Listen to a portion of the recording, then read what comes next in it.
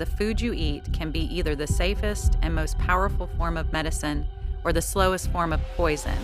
We have over 85,000 chemicals that have been created over the past 100 years. And I think a lot of people think that if a pesticide is sprayed on their food, they can just wash it off. They don't realize that it's actually part of every cell in that food. 45% of the FDA's budget, which is $2.7 billion, comes from industry user fees. Even though we think all these chemicals that are being created are going through safety and efficacy testing, that is not the case. We have all these untested toxins added to our food, and food is the major source of our toxic load. We have an increase in processed food and a decrease in nutritional value.